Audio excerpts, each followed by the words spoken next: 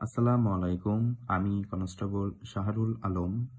বিভাগীয় পদোন্নতি পরীক্ষা 2026 এসআই মুস্তাফিজুর রহমান স্যারের আইন ক্লাসের নিয়মিত একজন ছাত্র। কিছুদিন আগে স্যার আমাদেরকে পিতামাতার ভরণ-পোষণ আইন সম্পর্কে পড়িয়েছিলেন। এখন আমি আপনাদেরকে পিতামাতার ভরণ-পোষণ আইন 2013 সূচি আকারে উপস্থাপন করছি। পিতামাতার ভরণ-পোষণ আইন এটি মূলত 2013 সালের একটি আইন।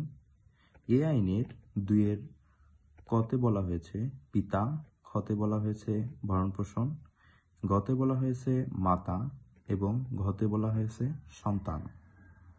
3 ধারায় বলা হয়েছে পিতামাতার ভরণ-পোষণ। এখানে 7টি কোটেশন রয়েছে। সেই 7টি কোটেশন আমরা যদি সংক্ষিপ্ত আকারে মনে রাখার চেষ্টা করি তাহলে নি একা এক বৃদ্ধ চিনিমা। 4 ধারায় বলা হয়েছে পিতামাতার অবর্তমানে তাদের নানা-নানি দাদা-দাদি জীবিত থাকলে তাদের ভরণ-পোষণ নিশ্চিতকরণ। যদি কোনো সন্তানের পিতামাতার অবর্তমানে তাদের নানা-নানি দাদা-দাদি জীবিত থাকে তাহলে তাদের ভরণ-পোষণ নিশ্চিত করতে হবে এবং এই ভরণ-পোষণটি পিতামাতার ভরণ-পোষণ হিসাবে গণ্য হবে। 5 ধারায় বলা হয়েছে পিতামাতার ভরণ-পোষণ না করার দণ্ড। যদি কোনো সন্তান তাদের পিতামাতার ভরণ-পোষণ নিশ্চিত না করে তাহলে 1 লক্ষ টাকা অর্থদণ্ড, অনাদায়ে 3 মাসের কারাদণ্ডে দণ্ডিত হইবেন।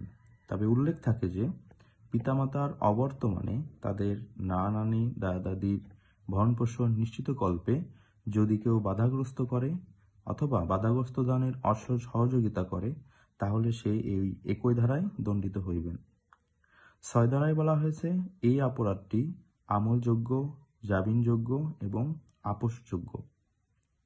7 ধারায় বলা হয়েছে অপরাধ বিচার্থ ও গ্রহণ। পিতামাতার ভরণ-পোষণ এই অপরাধটি প্রথম শ্রেণীর ম্যাজিস্ট্রেট এবং মেট্রোপলিটন ম্যাজিস্ট্রেট আদালতে বিচারযোগ্য হবে এবং যদি কোনো পিতামাতা লিখিত অভিযোগ না দেয় তাহলে এই অপরাধটি আমলে নেওয়া হবে না।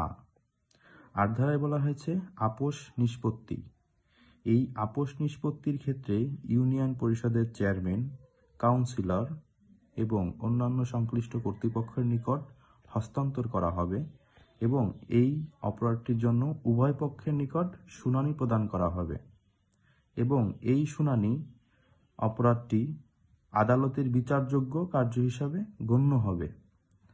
9 ধারায় বলা হয়েছে সরকার সরকারি গেজেট ও বিধি দ্বারা এটি প্রণয়ন করতে পারিবে।